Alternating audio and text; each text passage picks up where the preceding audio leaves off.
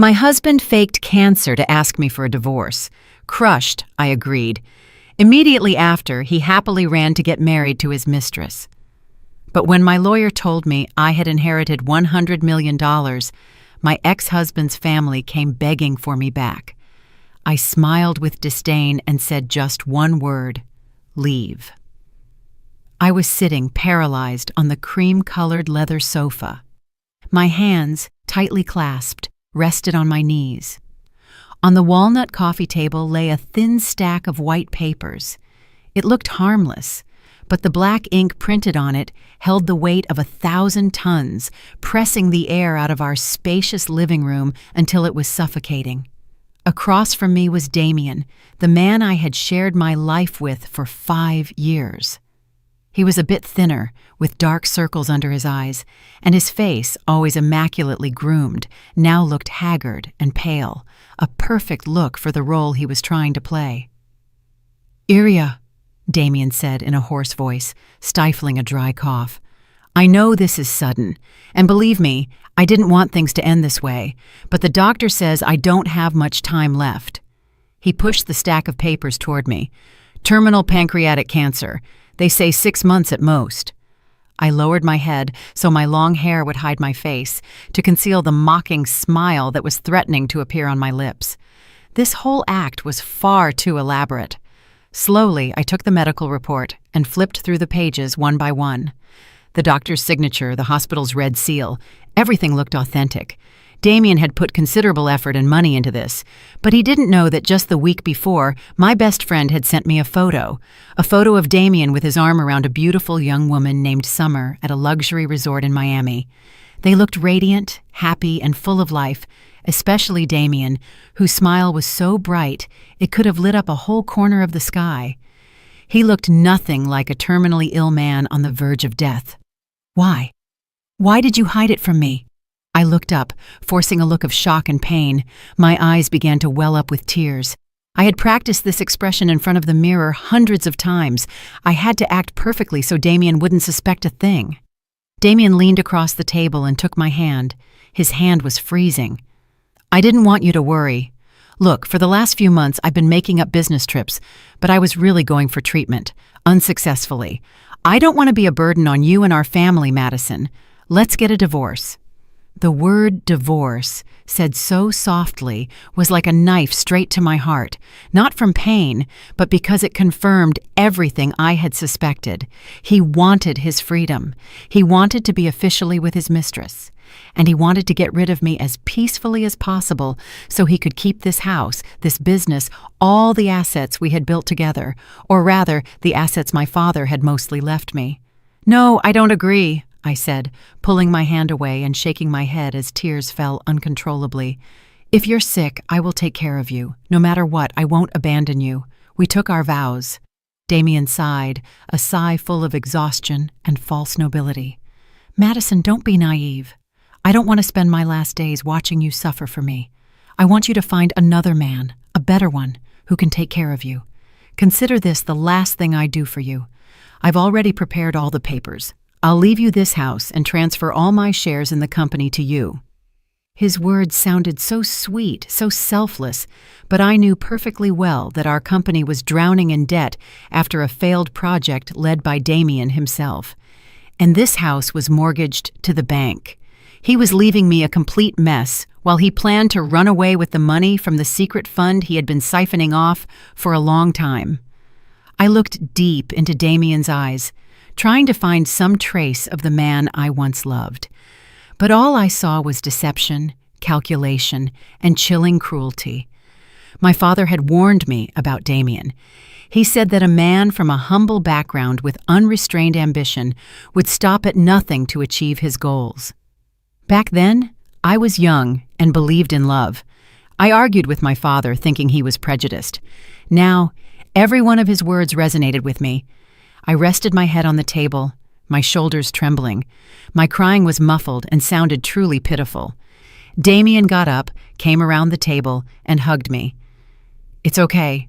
Don't cry anymore. Everything will be fine. I'm only doing this for your own good." I let him hug me. Inside there was no pain, only a terrifying emptiness. love, trust, everything had been shattered. All that was left was a simmering hatred that burned in silence. Okay, Damien, if you want to act, I'll act with you. I'll play the role of the abandoned, pitiful wife, and we'll see who ends up really crying in the end. I lifted my face. My eyes, filled with tears, looked at him. Yes, if that's what you want, I accept. Damien was a little startled. He probably didn't expect me to agree so quickly, but then a flash of joy crossed his face, so fleeting that if you weren't paying attention, you would have missed it. He quickly covered it with a pained expression. Thank you, Madison. Thank you for understanding me, he said, his voice filled with feigned gratitude. But I knew that inside, he was celebrating having gotten rid of me so easily. The curtain on his play was about to fall, and I was ready for my own performance. The day we went to the courthouse to finalize the divorce, a torrential rain suddenly fell on New York City. The heavy drops beat against the car's windshield, creating a melancholy and urgent sound, just like my turbulent mood. Damien was beside me, at the wheel, with barely disguised impatience. He wore an impeccable suit. He was probably going straight to another place to start his new life, as soon as he left here. It's done, Damien said, breaking the silence in the car. From now on, take good care of yourself. If you need anything, call me. I just made a small sound in my throat, my eyes fixed on the window. Call you for what? To hear you talk about your new happiness? Or to congratulate you and her? I thought to myself, but I didn't say it. I didn't want to waste another word on this man. The car stopped in front of the house. I opened the door and got out without a word of goodbye. Damien didn't linger either. He stepped on the gas, and the car disappeared into the curtain of rain as if fleeing from our 5 years of shared past. I stood there, letting the rain soak my hair and shoulders. I didn't feel cold, just an immense emptiness in my heart. My marriage had officially ended like this. I went into the house, took off my wet clothes, and made myself a hot chamomile tea with honey. The warmth of the cup spread through my body, helping me to calm down a little. I sat on the sofa, the same sofa where a few days earlier Damien had sat to give me the news that had crushed me. Everything in this house felt familiar, but now it felt strangely alien. Suddenly my phone rang. It was an unknown number. I hesitated for a moment, but finally answered, "Hello? Excuse me, are you Mrs. Madison Thorne, the ex-wife of Mr. Damien Hawthorne?" A deep, polite male voice sounded on the other end of the line. My heart sank when I heard the words ex-wife. "Yes, this is she. Who is this?" "Good morning, Mrs. Thorne. I am Julian Montgomery, your father, Mr. Edward Thorne's lawyer." My father had passed away almost a year ago. Why was his lawyer calling me now? A strange premonition came over me. "Yes, good morning, Mr. Montgomery. Is something wrong?" "Mrs. Thorne, I'm calling to inform you of an important matter. According to the will Mr. Thorne left, there is a special clause that activates the moment you are officially divorced. This clause refers to an inherited estate." I held my breath. An inheritance. Before he died, my father had left me the company and some savings. All of it had been merged with our shared assets with Damien. Was there something else? "Mr. Montgomery," the lawyer continued. His voice was still monotonous, but every word he spoke resonated like thunder in my ears. "Mrs. Thorne, this estate is valued at $100 million and includes cash, stocks, and several properties in prime locations. It has been held in a private trust fund, and now the legal ownership has been transferred completely to you." I almost dropped the cup from my hands. $100 million. The figure was too big, beyond my imagination. I never thought my father was so rich. He had always lived a modest life and had taught me to be independent, not to depend on the family fortune. "Lawyer, are you telling the truth? Why? Why did I not know anything about this?" "Mrs. Thorne, it was Mr. Thorne's wish. He wanted to make sure this estate belonged solely to you, to protect you from any risk. In the will, he clearly specified that the clause would only be activated when you were no longer in a marital relationship with Mr. Damien Hawthorne." Perhaps he foresaw some things. I collapsed onto the sofa, my head spinning. Now I understood everything. My father, that man who was always strict but loved me unconditionally, had seen Damien's true nature from the beginning. He didn't object to my marriage, but in silence, he prepared a way out for me. He used his own way of protecting his naive daughter. Tears welled up again, but this time they were not of pain or theater, but of gratitude and regret. "Dad, I was wrong." "Mrs. Thorne, are you all right?" The lawyer's voice brought me back to reality. "I'm fine. Thank you, lawyer." I quickly wiped away my tears. What should I do now? "If you don't mind, we could meet at my office tomorrow to discuss the details. I will send you the address." "Yes, okay, I'll be there tomorrow." The call ended. I put the phone down on the table, but my hands were still trembling. The rain outside had stopped. After the storm, the sky cleared, and a faint rainbow appeared on the horizon. I looked out the window, taking a deep breath. Everything had happened too quickly, too unexpectedly. The pain from my broken marriage seemed to have been eclipsed by another, more intense emotion. It was a feeling of empowerment. "Damien, you thought you had pushed me into the abyss, but you don't know that your own action has opened a completely new door for me. A door that leads to freedom, to wealth, and most importantly, to the opportunity to start my plan for revenge. Your play is over, Damien. Now it's time for my show to begin, and I promise you, it will be spectacular." The next morning, I chose a navy blue pantsuit, elegant and powerful. I put on a light coat of makeup, just enough to hide the fatigue from a sleepless night and highlight the confidence I was trying to build. I drove to the address the lawyer, Montgomery, had sent me. It was a prestigious law firm in a large building in Midtown Manhattan with a very professional and reputable look. A young secretary greeted me at the door and led me to the lawyer's office. The room was spacious, decorated simply but luxuriously, with a huge bookshelf filled with thick law books. Lawyer Montgomery stood up to greet me. He was quite young, about 35, tall, with a firm face and bright eyes that radiated intelligence and sharpness. He wore a custom-made suit that fit him perfectly, giving him a very elegant look. This was the man my father had entrusted with such a great secret. "Good morning, Mrs. Thorne. Please have a seat," he said in the same deep, warm voice I had heard on the phone. "Good morning, Lawyer Montgomery," I replied, sitting down in the chair in front of his desk. After the secretary served us tea, the lawyer got straight to the point. He slid a thick folder toward me. "Mrs. Thorne, here are all the legal documents related to the estate your father left you. You can review them." I opened the folder. Inside were countless documents, bank statements, stock certificates from major companies, and property deeds in prime locations. Everything was organized immaculately and clearly. The figure of 100 million was no longer an abstract concept. It materialized before my eyes in full detail. "My father, how long ago did he prepare all this?" I asked. My voice still trembled with disbelief. "Mrs. Thorne, Mr. Thorne began establishing this trust fund a year after you got married," the lawyer replied. "He said he respected your choice, but as a father, he had to be prepared for the worst-case scenario. He secretly hired me and my partners to investigate Mr. Damien Hawthorne." The lawyer took out another thinner folder and placed it on top of the one with the assets. "These are the results of our investigation over the last 4 years." I opened it with trembling hands. Inside was detailed information about Damien that even I, his wife, didn't know.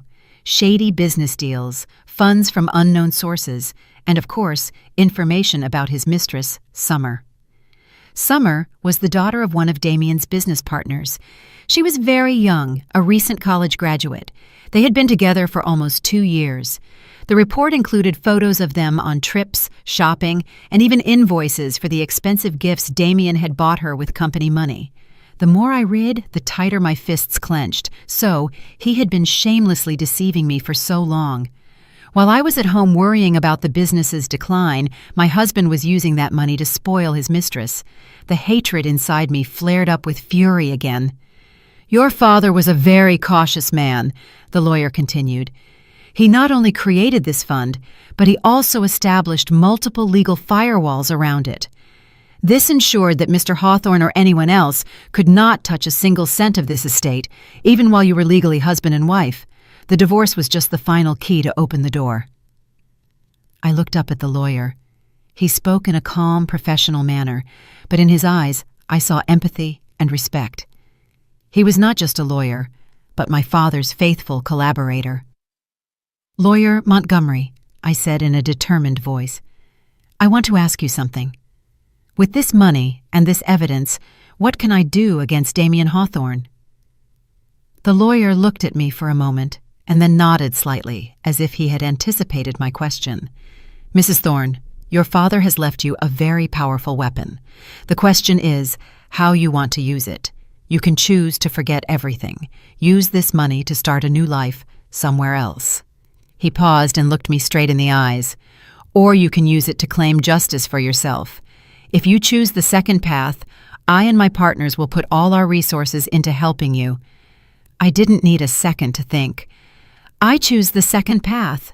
Damien's betrayal was not just my personal pain. It also trampled on my father's love and sacrifice. I couldn't let the man who had deceived my family live comfortably and happily at the expense of others' suffering. I had to make him pay for everything he had done. "I want him to lose everything," I said. My voice was as cold as ice. His career, his reputation, and even the woman he left me for. I want him to taste the feeling of being thrown to the bottom of society. The same feeling he caused me. The lawyer nodded seriously. "Understood. Then, let's start to outline the plan. First, we need to consolidate your power. You will officially assume control of the investment fund your father established. It's called the Thorne Investment Foundation. Then we will start with the weakest links in Mr. Hawthorne's empire."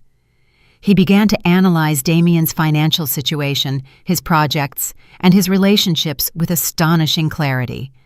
The lawyer's professionalism and intelligence gave me immense confidence. I knew that on the thorny path of revenge ahead, I was not alone. I had the backing of my late father and the help of a brilliant lawyer. The meeting ended after almost 3 hours. When I left the building, the bright New York City sun hit my face. I was no longer the Madison of yesterday, the submissive and pained wife. I was now the president of the Thorne Investment Foundation, with a colossal fortune in my hands and a sophisticated plan for revenge. "Wait for me, Damien. The game has just begun."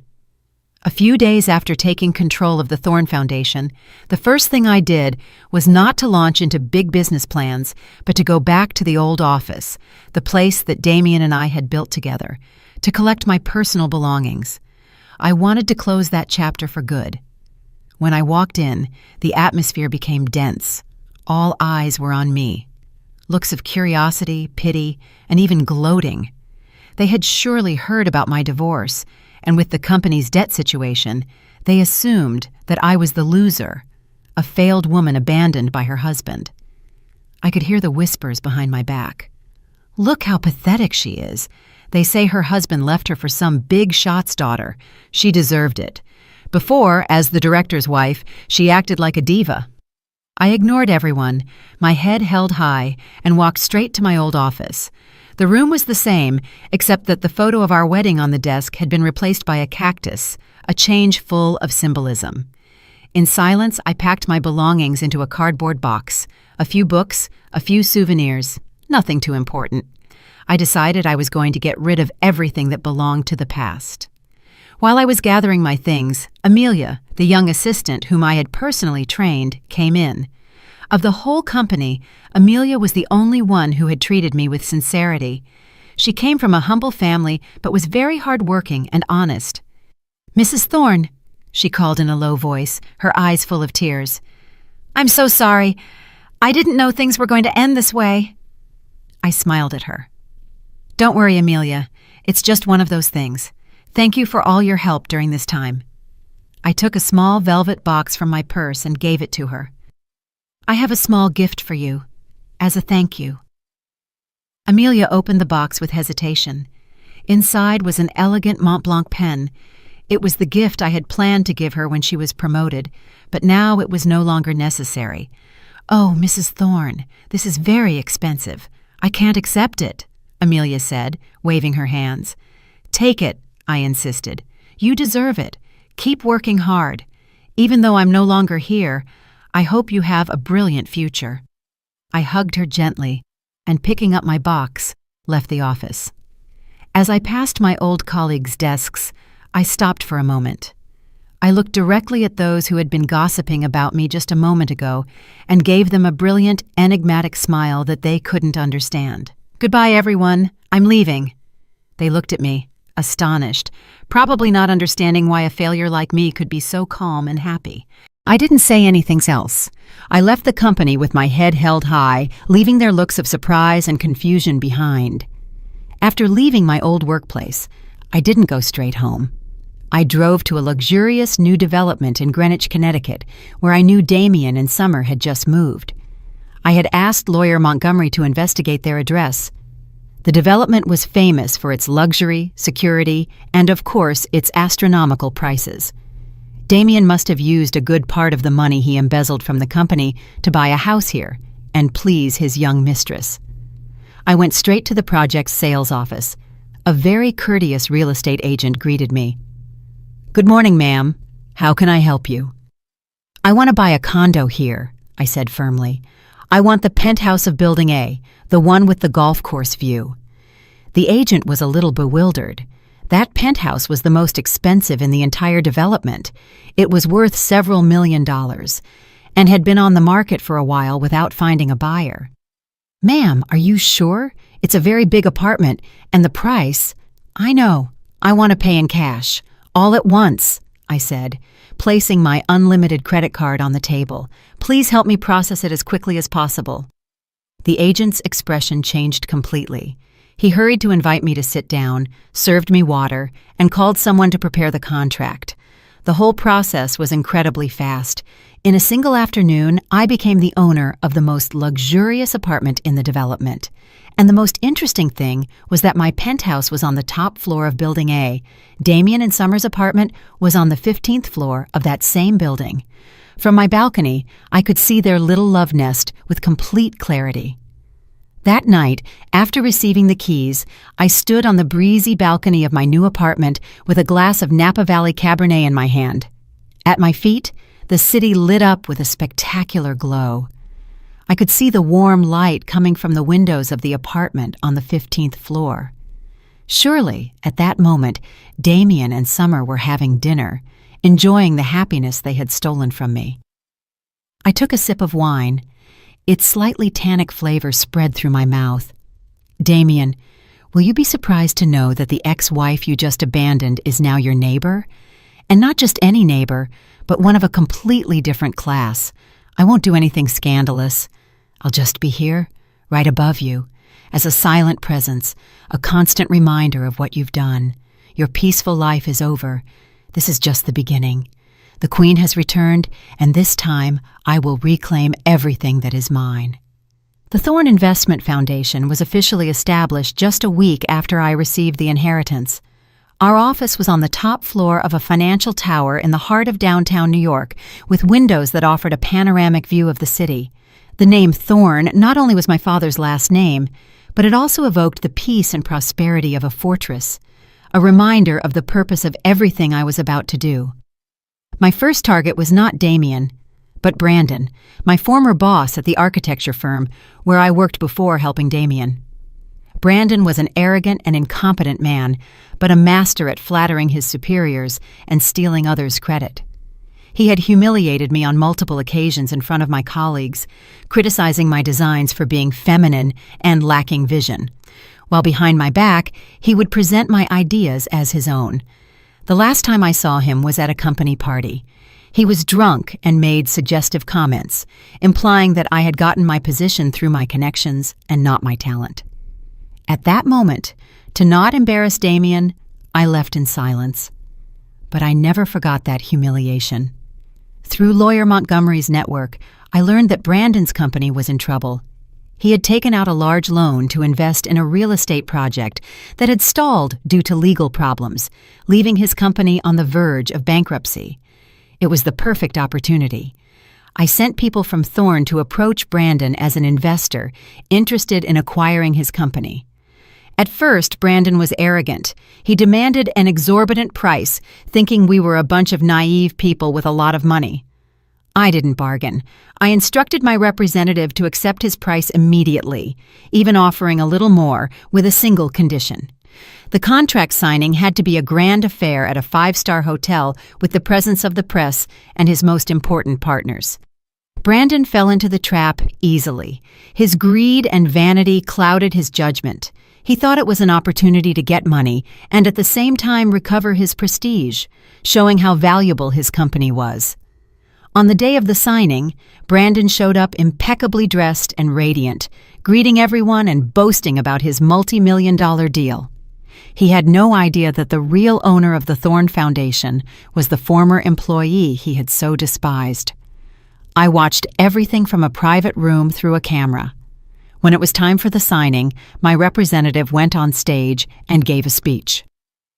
Ladies and gentlemen, before we proceed with the signing, I have the honor of introducing the president of the Thorne Investment Foundation, the person who made the final decision on this operation.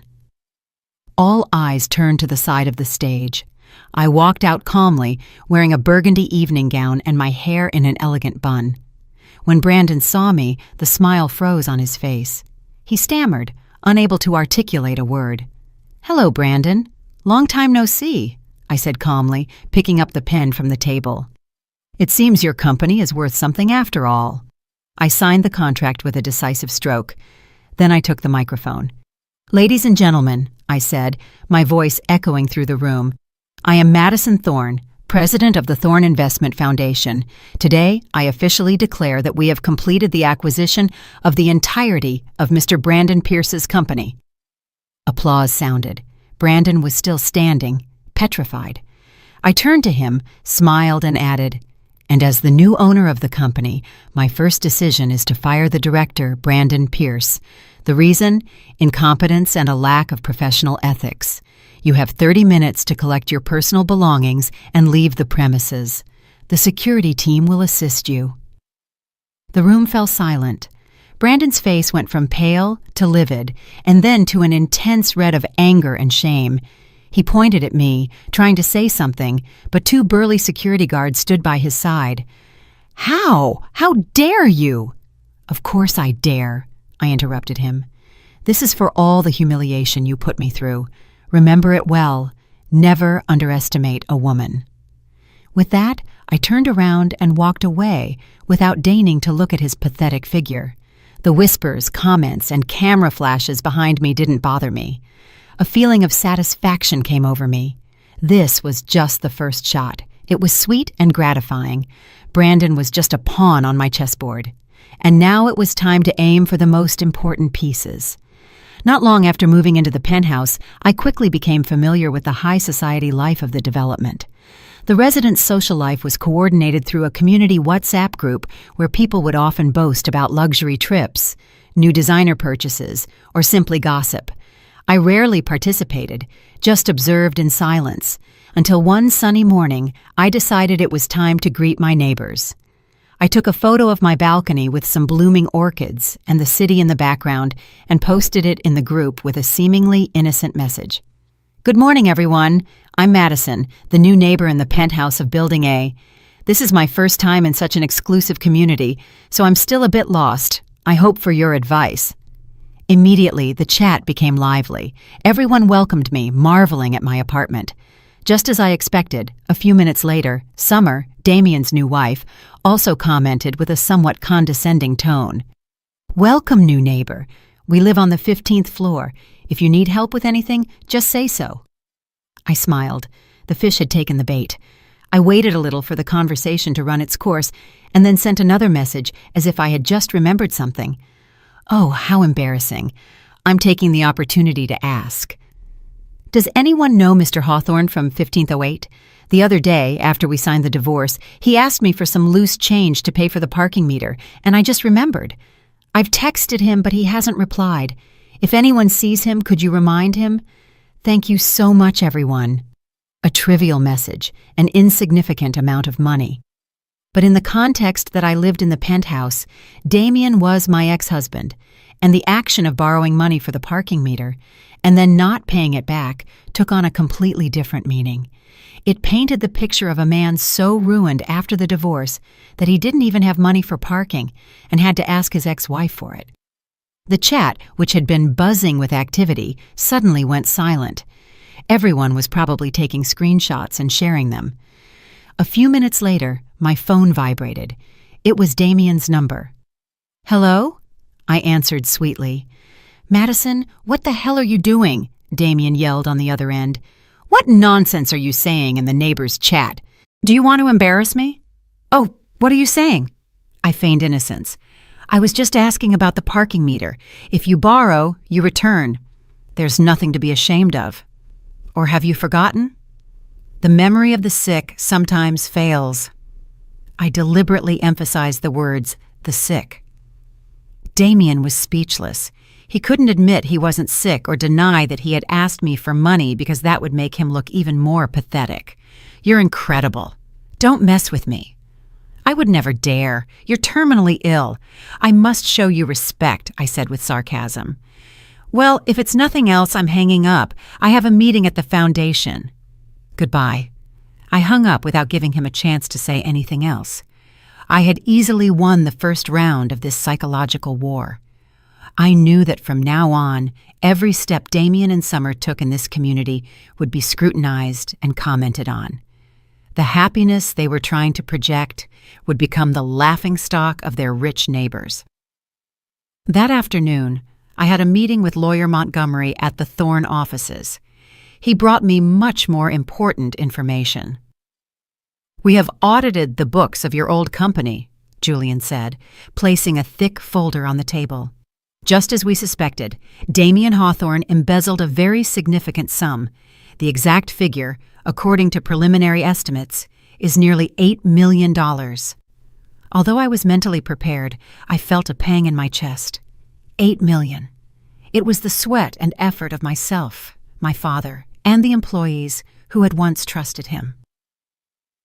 "The flow of money is very sophisticated, through several shell companies," Julian continued. "But we have traced the final destination. A part, nearly $2 million, was transferred to the account of a company called Kincaid Promotions, LLC, and the owner of that company is Mr. Kincaid, Summer's father." So it was clear. It wasn't just infidelity. It was a calculated conspiracy between Damien and his mistress's family to steal my assets. The anger boiled inside me again. "Can we sue him right now?" I asked. "We could," Julian replied. "With this evidence, he would surely end up in prison. But do you want it all to end so simply? Or do you want to recover everything that belongs to you with interest?" I looked into Julian's eyes. I understood what he meant. Sending Damien to prison now was too easy. It wouldn't calm the hatred I felt.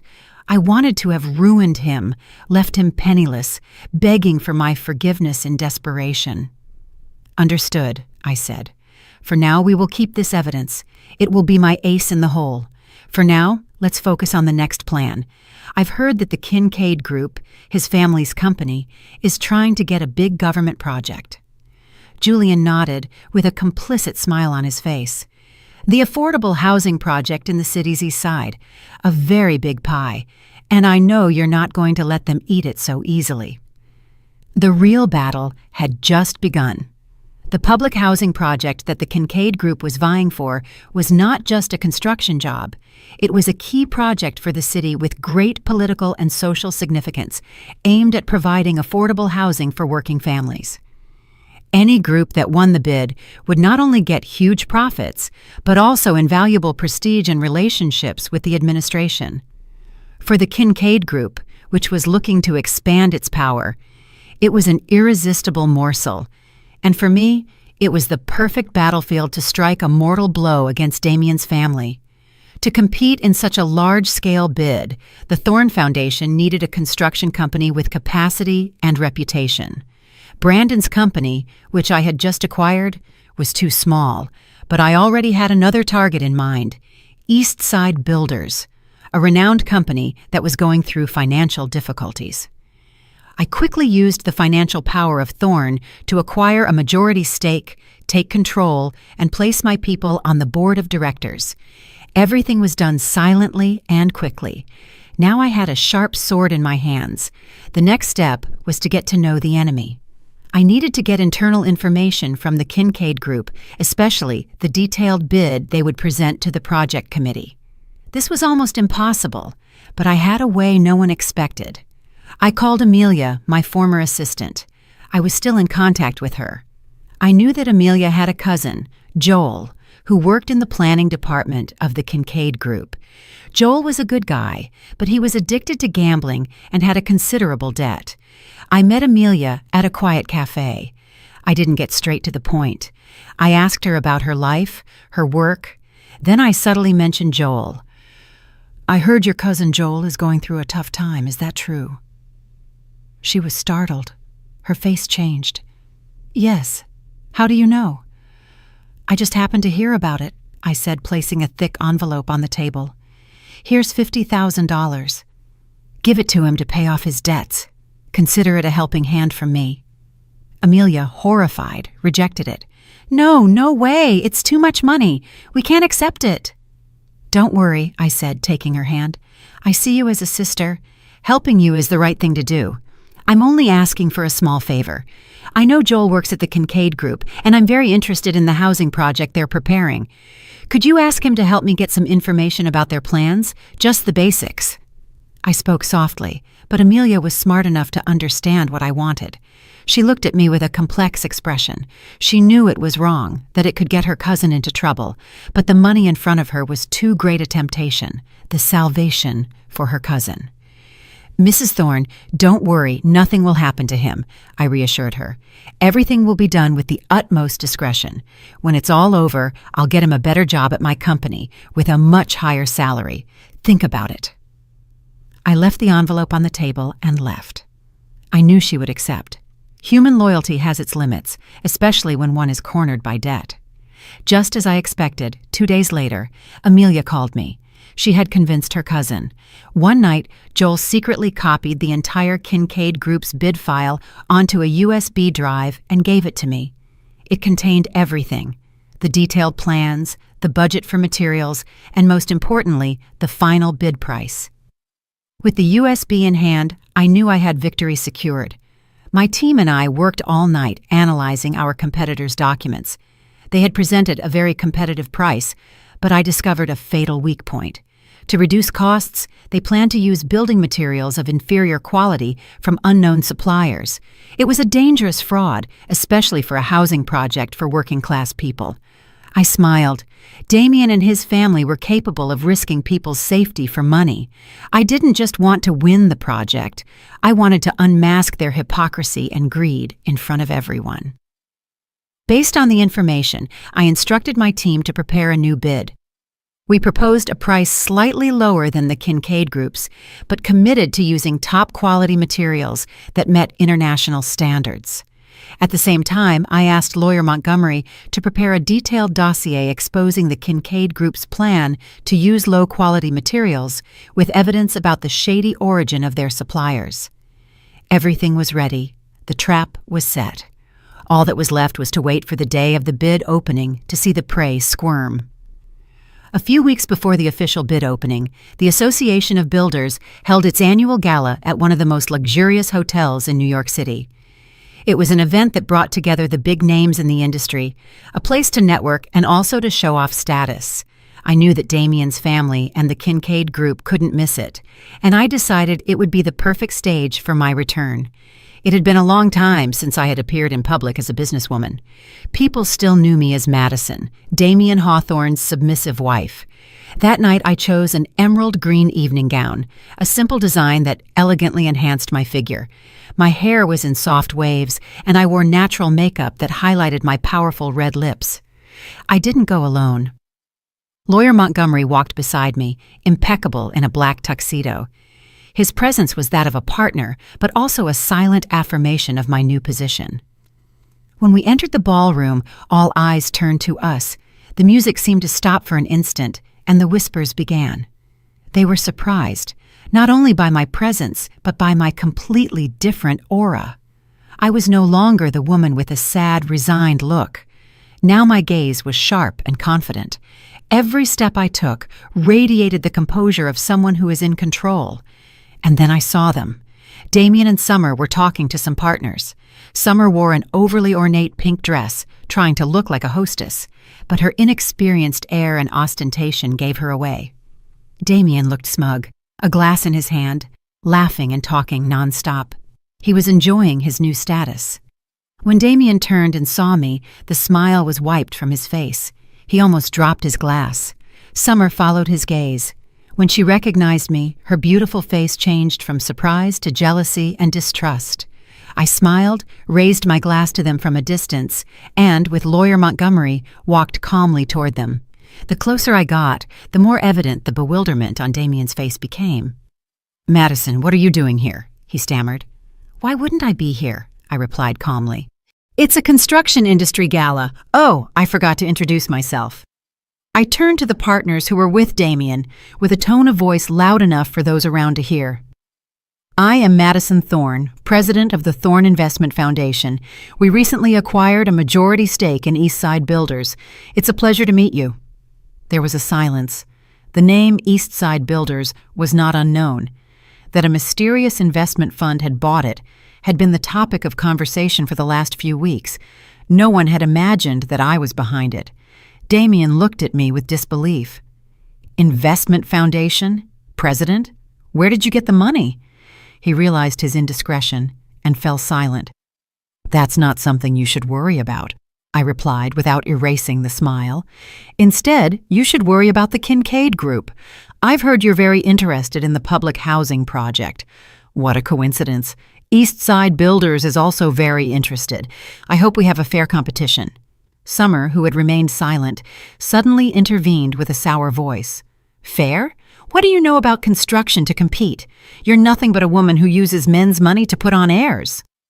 I turned to Summer. My gaze hardened. "Honey, when I was building a company from scratch with my ex-husband, you were probably still in high school. It's better that you don't get involved in adult matters. Besides, in a place as elegant as this, you should watch your manners, lest people think they didn't teach you any at home." My words were like an invisible slap.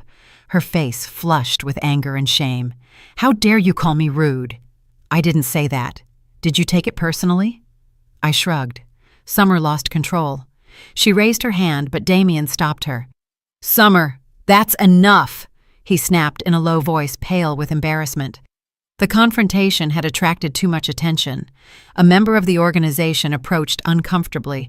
"Mrs. Kincaid, are you not feeling well? We can—" Summer broke free from Damien, glared at me, and shouted, "Get away!" She turned around and left furiously. Damien apologized awkwardly to everyone and ran after her. The scene ended quickly. I stayed there, calmly drinking my wine. The people around me looked at me differently, with a mixture of curiosity and respect. They had understood that the Madison of today was no longer a woman who was easy to intimidate. I had officially declared war, and I was going to win this battle. After the gala, the name Madison Thorne and the Thorne Investment Foundation became the talk of the business world in New York City. Damien and the Kincaid Group must have been unsettled. However, I knew that a better offer was not enough to guarantee victory. The Kincaid Group had been in the industry for years, and their connections could not be underestimated. They surely had other aces up their sleeves. "We have their bid file, but something doesn't add up," I told Julian in a meeting. Damien's attitude at the party after the initial shock was still quite confident. "Does he think he can win?" Julian nodded thoughtfully. "I think so too. Submitting a bid with irregularities in the materials with such confidence means they believe someone will turn a blind eye. It's very likely they've pulled some strings behind the scenes." Our investigation target was quickly defined: Director Davis, head of the city's construction projects office, the person with the final say. Mr. Davis had a reputation for being discreet, but he had a weak point: His son, who was studying at an expensive university in California with costs that far exceeded his civil servant salary. Julian's team was very efficient. In 1 week, they discovered a suspicious flow of money. A large sum had been transferred from a shell company of the Kincaid Group to the account of a distant relative of Director Davis's wife. Days later, that money was sent to California to his son as a talent scholarship from an unknown educational foundation. The trail was intricate, but not for our financial experts. "And there's more," Julian said, flipping to another page. "We've investigated the engineering firm that prepared the technical proposal for the Kincaid Group. It's Atlas Designs, and its director, Mr. Alvarez, is Summer's maternal uncle." I smiled ironically. A perfect network of interests. The family of the future wife united to plunder public funds. Damien had planned everything, but he didn't count on me showing up to mess it all up. "Gather all the evidence," I told Julian. "Bank statements, photos of Damien meeting privately with Director Davis in a discreet restaurant, statements from disgruntled employees of Atlas Designs.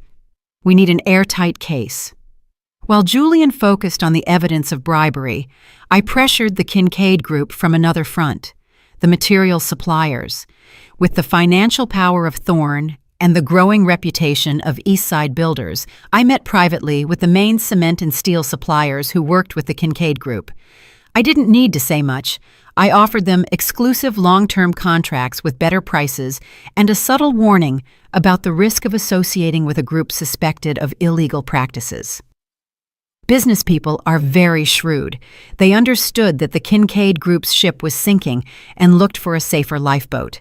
In a short time, several important suppliers announced the cessation of their collaboration with the Kincaid Group, citing various reasons. Their supply chain broke, their ongoing projects came to a halt, and their stocks began to plummet. Damien's family fell into a real crisis, and this was only the prelude to the symphony of revenge I had composed for them. The day of the bid opening was approaching, and it would be the day the final curtain fell. The day of the bid opening was held in a solemn but tense atmosphere in the auditorium of City Hall. All interested parties were present, representatives of the construction companies, the project committee, and numerous journalists. Lawyer Montgomery and I sat in the front row. Across from us, not far away, were Damien and his father, Mr. Kincaid, president of the Kincaid Group. Mr. Kincaid was a man in his 50s, with a severe face but a cold and calculating gaze. When the results were announced, the room erupted. East Side Builders, with the backing of the Thorne Foundation, had officially won the bid. But that wasn't all. Immediately after, a representative of the Inspector General's office took the stage. He announced that during the review of the files, they had discovered serious irregularities in the Kincaid Group's proposal. Not only did they intend to use inferior quality materials, but there were also indications of collusion and bribery of a public official. The entire case, including the evidence Julian had secretly provided, would be referred to the police for a full investigation. It was a total shock. The camera flashes exploded, all pointing at Mr. Kincaid and his son. Their faces, already disappointed, turned white with panic. Mr. Kincaid almost fell and had to lean on his chair. Damien stared at me, his eyes bloodshot, filled with hatred and disbelief. I stared back at him calmly and nodded slightly, like a final goodbye. The subsequent press conference was a resounding success for us. We committed to executing the project with the highest quality, providing safe and decent homes. My image and Thorne's filled the headlines with praise, in total contrast to the Kincaid Group's scandal. That afternoon, while I was in my office, Damien burst in. He didn't come through the main door, but through the emergency exit, avoiding everyone. His face no longer had its usual neat look. He was haggard and disheveled. "Madison, was it you, wasn't it?" he yelled, hitting my desk. "I don't know what you're talking about," I replied calmly, leaning back in my chair. "The Kincaid Group does shady business and gets caught. What do I have to do with it?" "Don't pretend!" Damien yelled, his eyes wide. The bid leak, the suppliers canceling the contracts, and the bribery thing. If it wasn't you, then who? Do you hate me that much? Hate you? I smiled with disdain. You overestimate yourself, Damien. You don't deserve that much. I'm simply taking back what's mine and teaching some scammers a lesson. Damien was breathless. He came around the table, looking at me as if he wanted to devour me. Do you think you've won? Do you think money is everything? Let me tell you something. Your family isn't so saintly either. Don't forget about the trade secrets revelation case from 10 years ago. Your father fell into disgrace because of that, too. As he said that, we both froze. He seemed to realize his mistake and fell silent, but it was too late. The case from 10 years ago. I vaguely remembered that my father's company suffered a great setback, almost going bankrupt. My father said a partner had betrayed him, revealing an important patent, but he never gave details or said who that partner was. I didn't ask, so as not to reopen the wound. What does that case have to do with your family? I asked. My voice began to tremble. A bad feeling ran down my spine. Damien looked at me with a malicious glint of triumph. He had found my weak point. You want to know? Well, ask your father at his grave, or investigate who stabbed him in the back. With that, he let out a demented laugh and left, leaving me alone in the huge office with a question and a terrible suspicion sown in my heart. The case from 10 years ago, my father and the Kincaid family. What was the connection between them? Damien's words stuck in my mind like a poisoned needle. As soon as he left, I called lawyer Montgomery. I asked him to use all his resources to reinvestigate the trade secrets revelation case of my father's company from 10 years ago, focusing especially on any connection to the Kincaid Group. My heart was pounding. I had a feeling I was about to discover a terrible secret, a truth that could change everything. While waiting for Julian's results, I didn't sit idly by. The war against the Kincaids had to continue. Destroying their business was only one part. I wanted to attack what they valued most, the honor and pride of their lineage. I investigated the Kincaid family. They were a family with a long tradition, very attached to their roots and the legacy of their ancestors. Their greatest pride was a large estate in the Hamptons, with a family chapel built on a plot of land with excellent feng shui. Every year on important holidays, the entire Kincaid clan would gather there. For Damien's mother, a woman who had always been proud of her ancestry, that place was more sacred than her own life. A bold and cruel plan formed in my mind. I immediately sent people from Thorne to buy all the agricultural land surrounding the Kincaid estate. With our financial power, the operation was done in the blink of an eye. The farmers, eager to sell for a good price, signed without hesitation in the face of such a generous offer. In 1 week, all the lands surrounding the Kincaid chapel were mine. The next step was something no one expected.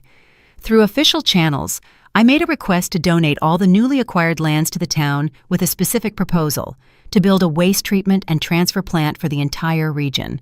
My arguments were impeccable. The area was growing, the amount of waste was increasing, and a centralized place was needed to manage it and protect the environment. The location was ideal, far from residential areas and with good access. The news spread. The town council applauded my act of civic duty. The local residents were happy that the garbage problem would finally be solved. Only one family was on pins and needles.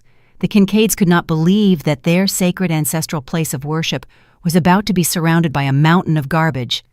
The smell, the flies, the trucks coming in and out day and night, the ruined feng shui, the trampled family honor. It was an unbearable humiliation. Just as I expected, the first one to explode was Damien's mother. She came directly to my building to make a scene. Security prevented her from going up to my penthouse, so she stayed in the lobby, shouting and insulting. I watched her calmly from the security cameras. Finally, I gave her permission to come up. Mrs. Adela Kincaid burst into my apartment like a hurricane. Her usual distinguished look had disappeared, replaced by a furious and reddened face. "You botch! How dare you do something so vile!" she hissed, pointing at me. I calmly served a cup of tea and offered it to her. "Mrs. Kincaid, please, let's talk calmly. If you scream, the neighbors are going to think badly." "I don't care," she said, swatting the cup out of my hand, where it shattered on the floor. "You have to stop that disgusting project right now. I'll give you whatever money you want, but withdraw the land donation." I smiled slightly. "What are you saying, ma'am? I'm just doing something good for the community. Or does the Kincaid family not like to see a cleaner city?" "You!" Mrs. Adela trembled with rage. "You're doing this to get revenge on Damien, on this whole family. You are a twisted, evil woman. Let me tell you something. You won't be able to beat us. 10 years ago, your father faced us, and look how he ended up. Don't you remember? Don't make his same mistake." A glint appeared in my eyes. I had been waiting for that phrase. "Ah, so that's it. So 10 years ago, it was you, the Kincaids, who ruined my father?" Mrs. Adela froze, realizing her slip, but her arrogance prevented her from backing down. "So what? It was because he was a fool. He didn't know his limits. And you're just the same." "Thank you for the information," I said, lifting my phone that was recording. "Our entire conversation, including your threats and your confession, has been recorded. I think the police will be very interested in this tape." Mrs. Adela's face turned white as paper. She stared at the phone, stammering. "Now please leave. I won't see you out," I said in a glacial voice. "And tell Damien that if he wants to fix this, he should come see me with a more sincere attitude and not send his mother to make a fool of herself." Mrs. Adela left, staggering, completely defeated. I watched her go with a cold smile on my lips. Did the Kincaids like this surprise gift? The scandal of the ex-mother-in-law harassing her ex-daughter-in-law became the talk of the town. The audio recording that was accidentally leaked, where Mrs. Adela not only threatened me, but admitted her family's involvement in my father's downfall 10 years ago, caused an earthquake. The Kincaid Group's reputation, already in the gutter after the bidding scandal, was completely destroyed. The remaining partners rushed to cut ties. The Kincaid family was completely isolated. In these circumstances, Damien had no choice but to change tactics. He knew that aggression and threats didn't work with me. He decided to go back to the role he played best, the victim. He summoned me to a quiet tea room in an alley. I accepted. I wanted to see what new trick he would pull out of his sleeve. Damien arrived looking pitiful, unshaven, with wrinkled clothes and deep dark circles under his eyes. He looked 10 years older. As soon as he saw me, instead of sitting down, he knelt on the floor. "Madison, I beg you," he said in a broken voice, as tears ran down his face. "I know I was wrong. Everything is my fault. I'm a wretch, a bastard. The money and that woman blinded me. Please, forgive me. Forgive my family. Hit me. Yell at me. Do whatever you want, but don't take it out on my parents. They are old. They won't be able to handle this blow." He spoke while hitting his head against the floor. It was a masterful, very convincing performance. If I were the Madison of a year ago, I might have softened, but now my heart was made of stone. I sat there calmly enjoying my tea, watching his act. "Get up," I said without emotion. "The floor is dirty." Seeing that I didn't react, Damien looked up with bloodshot eyes. "Madison, I know you still feel something for me, right? We had 5 happy years. I will divorce Summer. I'll come back to you. We will start over. And as for the Kincaid Group, I will tell my father to sell you everything at the lowest price as an apology. Just withdraw the waste plant project and tell the police that everything was a misunderstanding, okay?" I let out a cold laugh. "Damien, do you take me for a fool? Sell me a company drowning in debt and legal scandals so I can solve your problems? You're a top-notch calculator. Your pleas are as false as your calculations." Damien's face changed. He knew I had him figured out. His victim expression disappeared, replaced by barely disguised anger. He stood up with a jump. "Madison, you're going too far." "Me? Going too far? Or is it that you people have never known what respect is?" I retorted. At that moment, the door of the tea room opened. Lawyer Montgomery walked in. He had been waiting outside according to my plan. He approached, put a protective hand on my shoulder, and looked at Damien coldly. "Mr. Hawthorne, it seems the conversation isn't going well. If you intend to threaten my client, we will call the police immediately." Damien looked at Julian and suddenly turned pale, his eyes wide with panic. He stammered, pointing at him, You are the low-life lawyer who represented Iria's family in the lawsuit 10 years ago." Both Julian and I were stunned. I turned to Julian with a sense of chaos inside me. My father's lawyer in that lawsuit was Julian? Why had he never told me? Damien let out a demented laugh. "Ha ha, how good. So you were in cahoots from the beginning to deceive me. How clever you are. You even got your old boyfriend back to get revenge on your ex-husband. What a show." "What nonsense are you talking about?" Julian yelled. But it was too late. Damien's words were like a hammer blow to my head. Everything was getting more complicated than I thought. Julian, the person I trusted most, my father's loyal partner. Who was he really in this story from the past? And why had he hidden it from me? 1,000 unanswered questions arose in my mind. After Damien left with his malevolent smile, the atmosphere in the tea room became heavy. I turned to look at Julian directly. For the first time since we had worked together, I looked at him with suspicion. The absolute trust I had in him had cracked. "Julian," I said, trying to stay calm, "is it true what Damien said? Were you my father's lawyer 10 years ago?" Julian didn't avoid my gaze. He nodded with an expression of discomfort and remorse. "Yes, ma'am. Back then, I was a recent graduate with no experience. I did everything I could." "But why didn't you tell me?" I interrupted him, my voice rising. "Why did you hide something so important from me? Or do you also have something to hide in all of this?" "No, it's not like that," Julian hastened to explain. "I didn't tell you because I didn't want to reopen a wound. That case was a great failure in my career, and my biggest regret for not having been able to help Mr. Thorne. When he came back to me to manage the trust fund, he asked me not to mention the past. He said he didn't want it to affect you." His explanation seemed logical, but doubt had already taken root in my heart. "Damien called you my old boyfriend. Although I know it was just to provoke, it made me feel uncomfortable. I needed to discover the truth for myself." "I'll believe you for now," I said, getting up. "But from today on, I want you to inform me of everything, without hiding absolutely anything from me." I left the tea room with a heavy heart. I felt alone again on this path. I could no longer fully trust anyone. The words of Damien and his mother echoed in my head. Your father's same mistake. I had to discover what happened 10 years ago. I suddenly remembered something. My family's old house where I grew up. I had recently authorized its demolition to build a shopping center. All my parents' memories had been removed, but I had a premonition that my father might have left something important that he didn't want anyone to find. I drove directly to the construction site. The house was no longer there, only rubble and half-demolished walls. Dust covered everything. I spoke to the site manager and asked him to temporarily stop the demolition in the area of my father's old office. "Please, have your men be careful in this area," I said, pointing to the foundation. "My father was very meticulous. He might have hidden important documents." The manager looked at me with skepticism, but nodded. I stood there under the scorching sun, watching every shovelful of dirt. Time passed slowly. When I was about to give up, a worker yelled, "Ma'am, there's something here."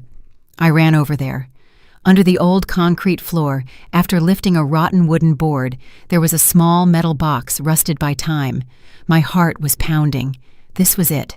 The worker helped me get the box out. The lock was so rusty that it couldn't be opened. We had to use an iron bar to pry it open. Inside, carefully wrapped in a faded silk cloth, there was an old, worn leather notebook. With trembling hands, I opened the notebook. My father's familiar handwriting appeared before me. It was his diary.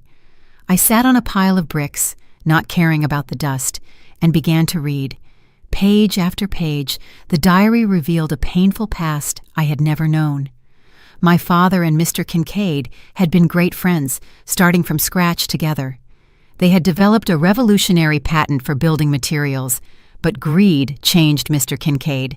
He stole the patent, registered it in his name, and expelled my father from the company they had founded together. My father took him to court. The young and passionate but inexperienced lawyer who defended him was Julian. The diary detailed my father's months of solitary struggle. Mr. Kincaid used his money and power to buy witnesses and falsify evidence. My father lost the lawsuit humiliatingly. He not only lost his creation, but also his best friend. His company was crushed by the Kincaid Group to the point of bankruptcy. My father's greatest pain was not the material loss, but the betrayal.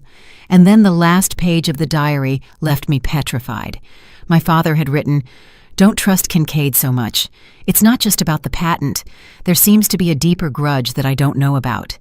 He has sworn he will make my whole family pay, that he will make my daughter suffer. I must protect Madison at all costs." I closed the diary. Tears streamed down my cheeks. Now I understood everything. Damien approached me, married me, not for love, but as part of his father's cruel revenge plan. My marriage, my happiness, everything had been a play built on the hatred of the previous generation. My hatred was no longer just toward Damien, but toward the entire Kincaid family. I would not only take revenge for myself, but also for my father. It took me several days to calm down from the shock of my father's diary. The hatred between our families was much deeper than I had imagined. It was no longer the story of an unfaithful husband, but a revenge conspiracy spanning a generation. This only strengthened my determination. Meanwhile, Damien's family's situation was getting worse. The Kincaid Group was on the verge of bankruptcy, with bank debts they couldn't pay. The luxurious apartment where Damien and Summer lived was about to be repossessed. From being a rich girl, Summer had to face the harsh reality, and when the ship sinks, the rats are the first to flee.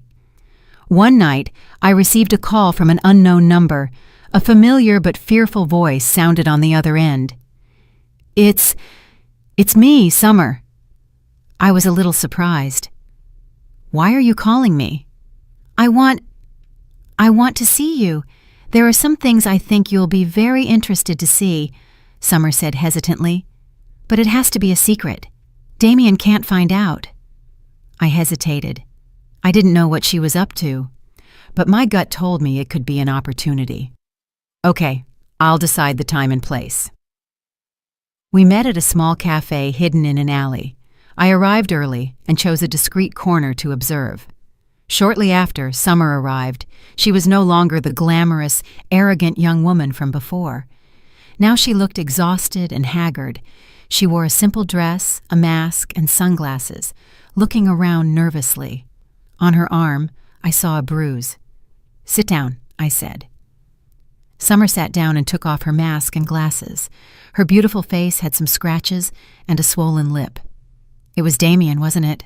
I asked, although I already knew the answer. She nodded, her eyes full of tears. "Since the company started having problems, he has changed completely. He drinks, gambles, and then takes his anger out on me. He says it's all my fault, that my family is useless for not helping him. He's a monster." I remained silent without showing compassion. It was the path she had chosen. "You didn't call me just to complain, did you?" Summer took a deep breath to calm herself down. She took a small black USB drive from her purse and slid it to me. "Here's everything you need," she said. "Damien is very careful, but also very arrogant.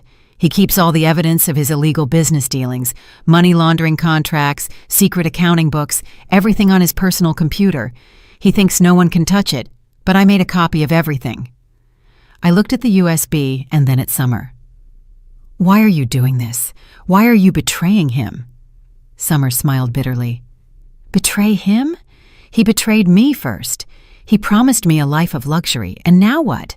We're drowning in debt. He even stole my last savings to pay off his gambling debts. I was a fool to believe in someone like him." "And what do I get out of this?" I asked directly. "Something that I think is most important to you," she said, leaning closer. "I overheard a conversation between Damien and his father. They were talking about the plan to take revenge on your family. Damien recorded that conversation with his phone as a way to keep his father in check. I found that recording. It's all on this USB." My heart pounded. There it was, the definitive proof that unmasked the entire Kincaid conspiracy. "What do you want in return?" $5 million, Summer said, "and a plane ticket to get out of the country. I don't want to stay here for another second. I want to start over." "Deal," I said without hesitation. "After I verify that what's here is real, you'll have what you want." I took the USB drive. As I was about to get up, Summer stopped me. "One more thing," she said hesitantly. "There's an encrypted folder called Julian. I tried to open it, but I couldn't. I don't know what it contains, but I've seen Damien check it often. Maybe it has to do with your lawyer." I froze. Julian. Again. Julian. The suspicion resurfaced strongly. I nodded at Summer and left quickly. Back at the office, I connected the USB. What Summer said was true. Countless pieces of evidence of Damien's and the Kincaid Group's crimes. And there was the recording, the voices of Damien and Mr. Kincaid detailing the plan to ruin my father. How Damien was supposed to seduce and deceive me to seize the Thorns' fortune and avenge the grudge of the past. I gritted my teeth and clenched my fists so hard that my knuckles turned white. Hatred consumed me, but I forced myself to remain calm. I looked for the encrypted folder called Julian. Just as Summer said, it required a complex password. I knew I couldn't open it on my own, but I also couldn't give it to Julian. What should I do? This small USB drive was my ultimate weapon, and at the same time a ticking time bomb that could destroy everything. Holding the USB, I felt as if it was burning in my hand. It contained the power to destroy the Kincaid family, but also sowed in me a great doubt about Julian, the person I leaned on the most. I couldn't act blindly. The first thing I did was keep my promise to Summer. I transferred $5 million to her overseas account and bought her a first-class ticket to Canada. I didn't want to have someone as unreliable as her nearby. Only when I was sure she had left the country did I feel calm. Then I had to deal with the Julian file. I decided not to confront him directly. If he really was hiding something, he would never admit it. In secret, I contacted a top-level cybersecurity expert, someone with no ties to the business or legal world of New York. To ensure confidentiality, I gave him the USB and asked him to crack the password at all costs. While I waited, I tried to act normally with Julian, but the distance and distrust were evident. I no longer shared my thoughts with him so openly. He seemed to notice. The atmosphere between us became tense. One afternoon, unable to bear it anymore, I called him into my office. I decided to test him one last time. "Julian," I said, looking him in the eyes, "I've been thinking a lot about the case from 10 years ago. I want to know the truth. How much did the Kincaids pay you to keep quiet?" I said it harshly, using the words paid and quiet to see his reaction. A trace of pain crossed his face. "Mrs. Thorne, I already told you, things are not what you think," he said in a firm voice. "I cannot reveal the details because of the duty of confidentiality to my client, your father. Please, believe me." "Believe you?" I laughed bitterly. "How do you expect me to believe you if you insist on hiding the truth from me? My father was your client, but I am his daughter. I have the right to know." Our discussion was intensifying when the office door burst open. Amelia, my former assistant, ran in covered in bruises. Her clothes were torn. She had a cut on her forehead that was bleeding, and she was pale with fear. "Mrs. Thorne," she cried, hugging me. "Amelia, what happened to you?" I held her, horrified. "Who did this to you?" Julian also ran toward us, concerned. "Call an ambulance." "No, you don't have to," Amelia said, breathless. "I'm fine. I have to tell you something." Trembling, she took another phone with a broken screen from her pocket. "After I gave you the USB, I felt guilty for my cousin, but I knew the Kincaids were bad people. I went back to the old office, pretending I was looking for something, and placed a microphone in Damien's office.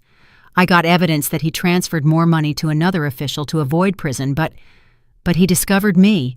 He hit me and took the phone with the recording. Luckily, I was able to send the file to this backup phone." She was trembling as she spoke. He said, He said he wouldn't leave either you or me alone. Mrs. Thorne, I'm so scared. I hugged her tightly, feeling a mix of anger toward Damien and compassion for this innocent girl who had risked herself for me. Damien had become a cornered animal. He was willing to do anything. Calm down, I'm here, I soothed her, but my heart was a whirlwind. Julian, call security to reinforce our protection and alert the police. This time, I won't let him escape. The situation had become extremely dangerous. I knew I couldn't wait any longer.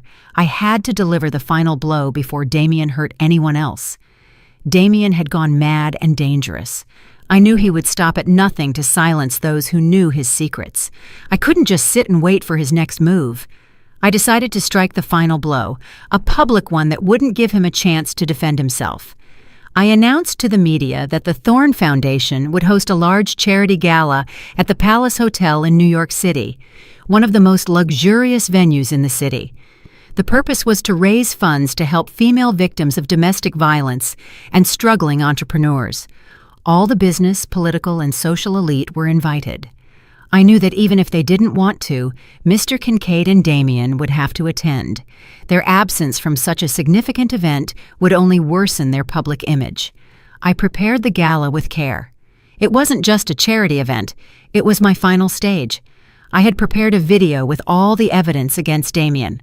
The photos with Summer while he faked being sick, the recording of the conversation with his father about the revenge plan, the documents of embezzlement, money laundering, and bribery. Everything would be projected at the gala. On the night of the event, I showed up in a sparkling black evening gown, like a starry sky. I wanted to be the darkness that was about to devour my enemy. Julian accompanied me, but there was an invisible distance between us. He didn't know my plan, and I didn't know his secret. The gala was spectacular. Lights, classical music, glasses of champagne, and superficial conversations. The Kincaids arrived. Mr. Kincaid looked haggard and aged. Damien tried to maintain his composure, but his gaze kept looking for me, full of resentment and fear. At the height of the night, I went on stage. All the spotlights focused on me. "Ladies and gentlemen," I began in a firm, clear voice, "we are here to help women who have had less luck. I myself am a woman who has suffered betrayal, deception, and pain. The story I'm about to tell you is the inspiration for this foundation." I made a signal. The large screen behind me lit up, and the video began. The room fell silent and then erupted in murmurs of astonishment as Damien's true face was revealed. He and his father's faces turned white. They tried to flee, but my security team stopped them. "Madison, how dare you!" Damien yelled in desperation. When the video ended with images of Amelia's injuries, I took the microphone again, my voice choked. "And this is the brave young woman who helped me uncover the truth and who was brutally assaulted by this criminal. She should have been here tonight." At that moment, Damien, in a fit of madness, snatched a microphone from the band. "It's all lies. That butch is slandering me. Don't believe her. The true despicable person is the lawyer standing next to her. It was he who, 10 years ago, accepted a bribe from my father to harm them." The room was shocked again. All eyes turned to Julian. He was paralyzed, pale. In the midst of that chaos, my phone vibrated. It was a hospital number. A bad feeling came over me. "Hello, is this Madison Thorne?" a nurse said in an alarmed voice. "We're calling to inform you that Miss Amelia just suffered a serious car accident in front of the hotel. A witness says the driver who hit her was Mr. Damien Hawthorne." The phone fell from my hands. All the sound around me faded. I only saw Julian's horrified face and Damien's demented smile before everything went black. I don't know how I got to the hospital. Everything was blurry. I only saw the white light of the hallways and smelled disinfectant. Julian was running beside me, calling out to me, but I couldn't hear anything. My mind could only see Amelia in a pool of blood and the nurse's words. "It's all my fault. If I hadn't gotten her into this." We arrived at the emergency room. The door was closed, the red light of the operating room on. I collapsed into a seat, trembling uncontrollably. Guilt and helplessness gnawed at me.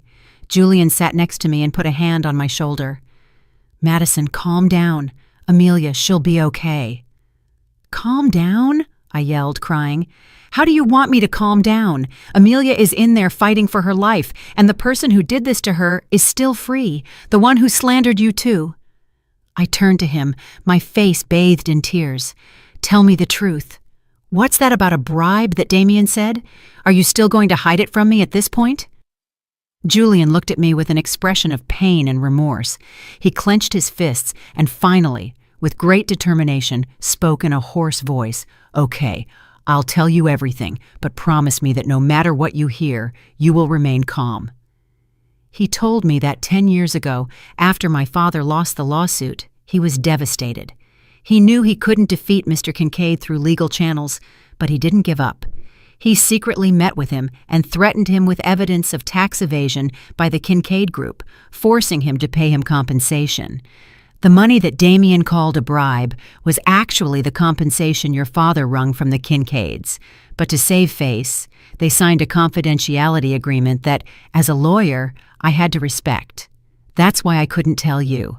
I swore to your father. I was stunned. My father had not been weak. He had fought in his own way. "But that's not all," Julian continued in a somber voice. "After your father's death, I always felt that something didn't add up. His health deteriorated too quickly. I investigated on my own and discovered something terrible." He looked at me with difficulty. "Madison, it's possible that your father didn't die of an illness. I have evidence that suggests Mr. Kincaid was slowly poisoning him for a long time with a hard-to-detect herb. It made the symptoms look like old age, but in reality, it was murder." My blood ran cold. Poisoning, murder.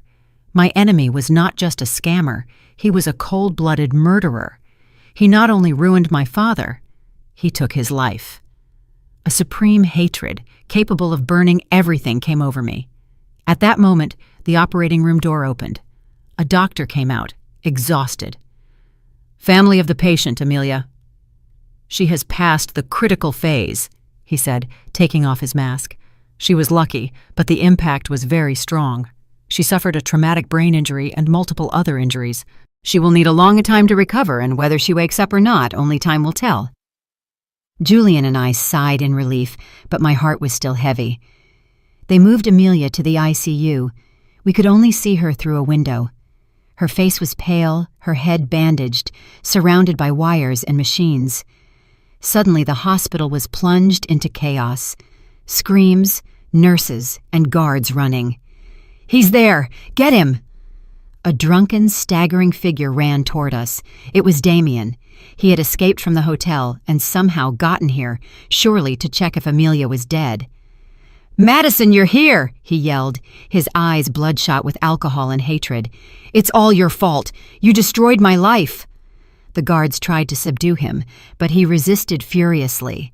In the struggle, he pointed at Julian and me and laughed like a maniac. "You think you've won?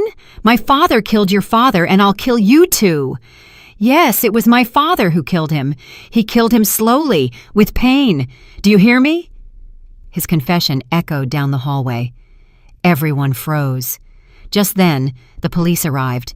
They handcuffed him and took him away while he continued to shout. Everything happened very quickly.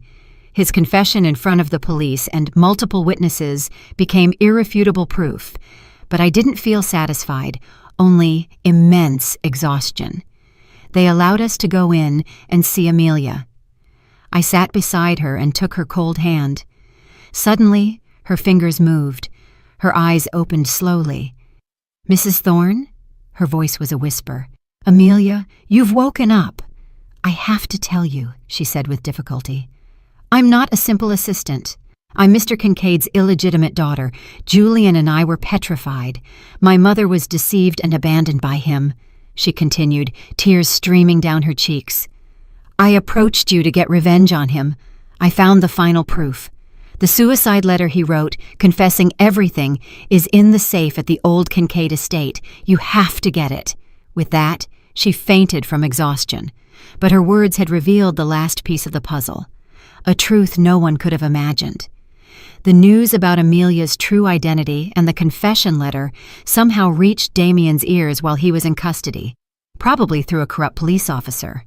For Damien, it was the final blow. He knew that if that letter came to light, his family would be finished. The madness pushed him to his last act. Taking advantage of a moment of carelessness during a transfer, he attacked the police and escaped.